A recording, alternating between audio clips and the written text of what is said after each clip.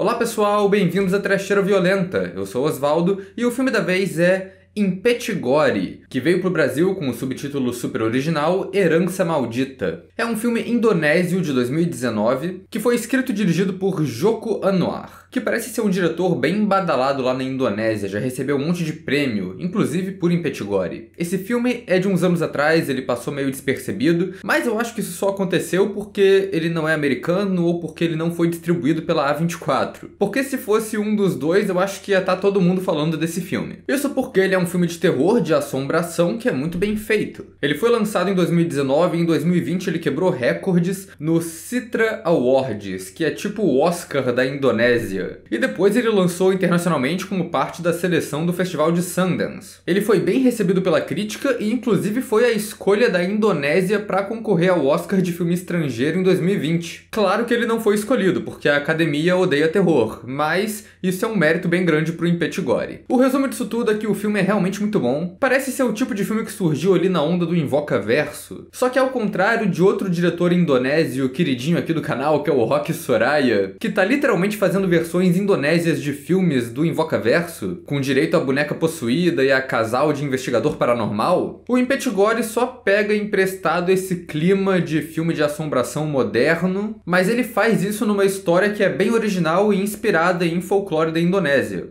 Pelo que eu vi na internet, porque eu não sei absolutamente nada de folclore da Indonésia. E é até engraçado falar que ele veio nessa onda de Invocação do Mal, porque o filme foi idealizado lá pra 2011, antes dos filmes do Invocação do Mal. Mas enfim, eu acho que é um filme que deu certo e é um dos melhores filmes de assombração e de folk horror também, porque ele também encaixa nessa categoria, que eu assisti recentemente. Mas antes de falar mais dele, vou pedir pra vocês se inscreverem no canal se vocês não forem inscritos ainda. Comentem aí embaixo se vocês já assistiram o Impetchigori, o que vocês acham desse filme. Deixem outras recomendações de filmes pra gente falar aqui no canal. Também acompanhe a gente nas redes sociais, os links estão todos aí embaixo na descrição do vídeo. E se você gosta do nosso trabalho aqui na Trecheira, então considere virar membro. Quando você é membro, você além de apoiar o canal, também ganha acesso a conteúdo exclusivo e também a votações para alguns vídeos que a gente vai fazer aqui no canal também. E eu não vou liberar spoiler ainda, mas esse é o tipo de filme que a própria sinopse já dá algum tipo de spoiler e é mais legal ir ver sem saber de nada como eu fui ver. Mas é aquilo, Acho que tá bem óbvio que é uma recomendação positiva. Então vambora, Vamos começar esse vídeo. A trama de Impetchigori é sobre Maya. Maya é uma mulher que tá vivendo a vida dela, trabalhando num pedágio, quando ela é atacada por um cara com uma machete que tá meio doido lá e que fala que tem uma relação com os pais dela e com a vila onde ela cresceu. O rolê é que a Maya não tem muita memória disso, ela não lembra de muita coisa da infância dela porque ela se mudou desse lugar muito nova. Mas então ela descobre, através desse cara doido que tenta matar ela, que ela veio dessa vila pequena, onde os pais dela tinham um casarão enorme e que a família dela era bem rica. E ela e a melhor amiga dela decidem ir nessa vila e achar esse casarão e ver se elas têm alguma herança lá. Só que é claro que não é simples assim, Elas chegam lá e descobrem o quê? Que a vila tá amaldiçoada. E pra piorar, essa maldição vem da família da protagonista. E pra piorar, essa maldição é removida com um sacrifício. E pra piorar, o sacrifício tem que ser a Maya. Então antes de entrar na história do filme e falar spoilers mais pesados aqui, eu tenho que ressaltar a técnica e o visual dele. O filme é muito bem dirigido, ele é muito tenso, muito atmosférico, mas o que me chamou mais a atenção foi o trabalho de câmera. Tem várias cenas aqui com planos bem longos e elaborados. Quando as personagens entram na casa velha da família pela primeira vez, tem um plano que vai acompanhando elas pelo corredor, indo de cômodo para cômodo, que é muito bem feito. E a mesma coisa acontece depois, quando a protagonista escuta um barulho à noite e vai verificar o que é. Aí tem um plano enorme, cheio de movimento de câmera, acompanhando ela desde ela deitada na cama até ela chegar na janela e olhar para fora da casa. E não só é um plano bem complexo de ser feito, como ele aumenta muito a tensão, porque a câmera vai acompanhando a personagem ali, olhando pelos quartos junto com ela e coloca bem a gente ali na posição dela. A gente não sabe o que vai brotar naquela casa velha. Todo corredor que ele vira é uma surpresa. E isso é muito bom. É uma direção que usa muito bem os enquadramentos para gerar tensão. Ele coloca uns planos bem abertos na casa, meio brincando com a sua expectativa, para você esperar uma assombração que nem sempre aparece. Então ele cria essa tensão ali. Tem uns momentos criativos aqui, tem um plano bem aberto da protagonista em uma sala, e aí tem um vulto se aproximando lá de longe no corredor, até chegar perto dela e a gente vê que não era uma assombração, era a amiga dela enrolada num cobertor ou alguma coisa assim. Ele usa tanto essa coisa da construção de tensão e expectativa pra umas coisas meio estúpidas até, que fica até um pouco exagerado às vezes como ele tenta tudo fazer ser bem ameaçador. No começo do filme as personagens estão num ônibus indo lá pra vila e aí um cara levanta. Ele anda em direção ao protagonista, ele tá com alguma coisa na mão, o que ele vai fazer? Ah não, ele tá só entregando um casaco pra mina que tá do lado do protagonista, ele era inofensivo. Parece aquelas brincadeiras de criança, sabe? Aquela coisa tipo, tem uma bruxa num castelo à meia-noite, ela tem uma faca na mão e ela tá passando manteiga no pão. É exatamente equivalente cinematográfico disso. Mas eu acho que o filme até equilibra bem esses momentos de tensão falso com momentos de tensão real. Eu, inclusive, achei a cena inicial desse filme, o ataque no pedágio, um ótimo exemplo de como construir uma cena tensa. Porque ele já começa estabelecendo por diálogo que tem esse cara esquisito, meio stalker, que tá passando no pedágio só pra ver a protagonista. Beleza, estabeleceu um perigo. Alguns minutos depois, o cara realmente passa. Ele fica ali parado, olhando pra protagonista. Mas, eventualmente, quebra a tensão porque o cara só passa com o carro, foi embora, você acha que o perigo acabou, alivia. Mas aí troca o ângulo de câmera e você vê que o cara não foi embora, ele só foi um pouquinho mais pra frente e parou o carro lá no fundo. Ele tá ainda ali, ainda é um perigo. Aí a cena volta a ficar tensa e aí a tensão vai sendo construída até culminar no ataque dele ali. Eu achei a trilha sonora bem tensa também, eu gostei do tema principal do filme. É uma melodia bem devagar num piano que é tensa e memorável. E ela tá em uns momentos chaves ali no começo do filme que cria um clima de mistério, é muito bom. E o visual do filme é todo ótimo também. A fotografia é muito boa. A vila que as protagonistas vão é uma vila bem rústica, no meio do mato, e a fotografia aproveita bastante isso. Tem muitos planos bonitos lá das florestas do lugar, né? Mas também tem uns planos noturnos que são iluminados com luzes quentes, simulando ali uma luz de lampião, fazendo um visual quase monocromático, que fica bem bonito pro filme. Os cenários são todos muito bons, a vila rústica realmente foi gravada numa vila de verdade, que é bem isolada no meio do nada da Indonésia. Foi até uma dificuldade pra produção do filme chegar lá com os equipamentos pra gravar, mas pelo menos garantiu um visual bem genuíno pro lugar, é ótimo. Todo o casarão velho abandonado, que é parte central da história, foi construído pro filme e é um cenário muito bom, tanto externo quanto interno, já que tem umas salas memoráveis ali, tipo o banheiro velho todo cheio de planta. Além de ter uns outros momentos criativos no visual. Uma parte relevante da história é que o pai da protagonista fazia teatro de sombra pra comunidade ali. E aí tem uma cena de assassinato ótima que acontece durante esse teatro. É uma parada simples, só umas sombras atacando e o sangue voando, mas é muito bonito e é muito bom. Acho que o mais importante assim dessa técnica toda é que o diretor conseguiu fazer um filme de assombração que é bem criativo e bem tenso, tanto no visual quanto no roteiro também. Porque a trama, ela segue alguns padrões assim de filme de assombração, mas ela é bem doida e tem algumas reviravoltas ali. Mas é aquilo, né? Pra falar mais do roteiro, eu vou ter que liberar o spoiler, então vamos nessa. Spoiler Zone. You've just crossed over into the spoiler zone. Porque no fim, a trama desse filme não deixa de ser uma clássica história de protagonista voltando pra casa da infância depois de muito tempo e encontrando um monte de merda. Um dos meus únicos problemas com o roteiro desse filme é que a protagonista e a melhor amiga dela tem uns ataques de burrice, assim, que são meio esquisitos. A própria ideia delas de ir pra essa vila é uma ideia bem merda. Tá que a motivação delas é bem estabelecida. As duas estão meio que na pior ali, elas largaram o trabalho no pedágio delas, abriram uma lojinha de roupa que tá falindo, ninguém compra nada, então elas precisam de dinheiro. Mas é aquilo, né? O cara doido atacou a mulher no começo, falando que ele tem que destruir o que a família dela deixou ali na vila. Então já deixa bem claro que tem uma inimizade ali do pessoal dessa vila com a família dela, mas aparentemente ela viu a foto lá que ela tem da família no casarão e pensou: vou pegar esse casarão pra mim, deve ter maior herança me esperando fácil lá naquela vila que todo mundo me odeia, de boa. Mas acho que a pior coisa do roteiro mesmo é como a amiga é desenvolvida na trama. Porque no começo ela parece ser cautelosa o tempo todo. Essa vila é aquele clássico lugar de filme de terror que todo mundo age de maneira suspeita o tempo todo. Inclusive ela fala essas coisas, ela fala pra elas irem embora da vila porque ela não confia nas pessoas de lá,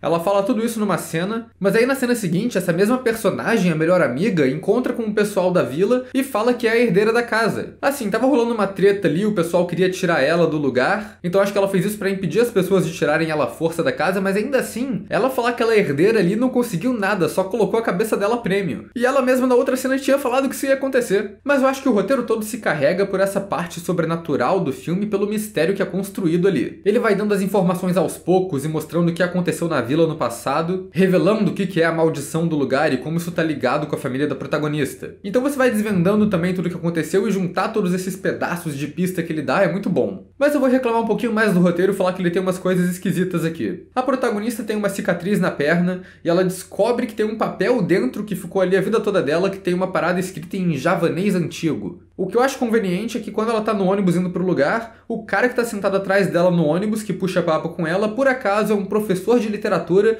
e sabe traduzir aquilo, porque ele sabe javanês antigo. Ele fala que aquilo é uma simpatia do bem que tá lá pra proteger ela de espíritos. E você acha que esse cara vai ser relevante depois na trama, que ele vai ser um tipo de professor enredo, mas ele nunca mais aparece, ele só aparece no filme no começo pra explicar um pouquinho da trama e depois desaparece e foi embora. Eventualmente você descobre que essa maldição da cidade é que todas as crianças que nascem lá nascem sem pele e o pessoal da vila tem que matar essas crianças pra não deixá-las terem uma vida sofrida. O filme nunca desenvolve muito de por que as pessoas continuam tendo filho na vila, ou se isso é uma coisa que é do local ou é das pessoas. Se elas ficarem grávidas lá e forem ter filho em outro lugar, ele vai nascer sem pele também? O filme não aprofunda em nada disso. Mas o que ele fala é que uma dessas crianças foi deixada viva. Aí tem uma personagem que fala que ela fica morando numa cabana no meio da floresta em um sofrimento eterno. De novo, isso parece que vai ser um preparo pra algo relevante. E depois, de fato, a protagonista vai parar na casa dessa pessoa sem pele, mas não acontece muita coisa. Ela só vê a pessoa deitada na cama sofrendo e fala, caraca, que merda, e vai embora. A protagonista tem um celular que nunca descarrega, mesmo ela estando há 3 dias nessa cidade que nem tem eletricidade. E falando nisso, eu acho muito doido como os personagens só entram numa casa que tá há 20 anos abandonada e deitam pra dormir na cama de lá como se não tivesse nada demais. Imagina essa roupa de cama, esse colchão 20 anos largado na casa,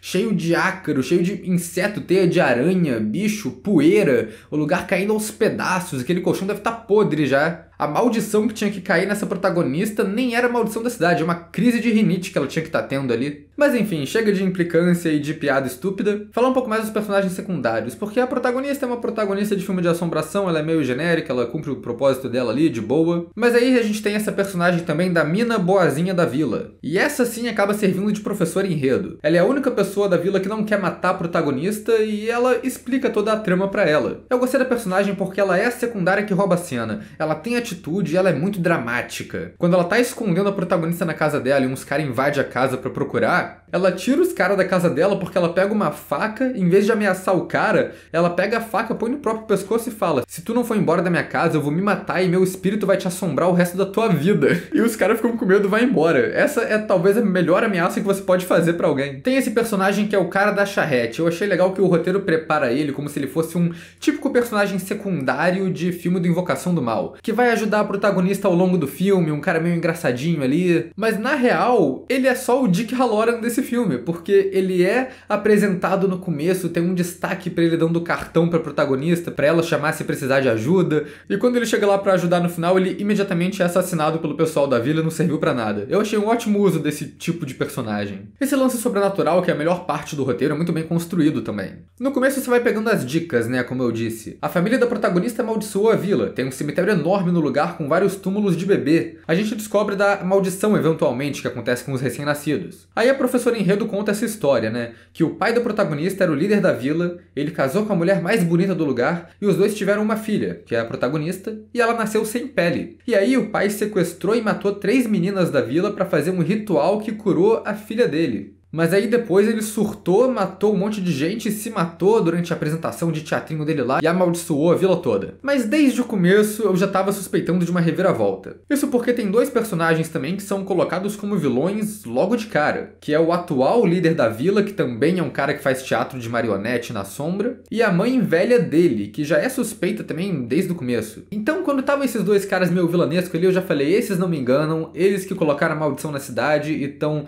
querendo matar a protagonista pra encobrir tudo, eu tenho certeza. E foi exatamente isso que aconteceu. Porque além da maldição, tem a parte da assombração também. Tem elementos diferentes de sobrenatural aqui. Tem as fantasmas das 3 garotas assassinadas que ficam o filme todo aparecendo pra protagonista. A gente também descobre que esse filme é outra história clássica de terror, que é o fantasma benevolente que quer denunciar o humano malvado. Uma dessas fantasmas faz a protagonista ter uma visão que mostra a realidade, que a velha e o filho mais ou menos estavam por trás de tudo. Mais a velha do que o filho não sabia de nada. É muita treta pra explicar, talvez tenha que fazer um diagrama aqui na tela, mas vamos tentar. Acontece que a velha era a empregada da família da protagonista. A mãe da protagonista teve um caso com o filho da velha. A protagonista, na real, não é filha do cara que a gente achava que era o pai dela. Ela é filha do vilão do filme, que é o filho da velha. A velha ficou puta com isso, porque aparentemente foi um caso, né, uma parada meio filha ilegítima, que tacou uma maldição na criança pra ela nascer sem pele. O que eu acho legal dessa reviravolta é que ela não isenta a culpa do pai do protagonista, porque a bruxaria que atinge a filha dele, ele faz uma bruxaria reversa. Ele realmente é um assassino de criança,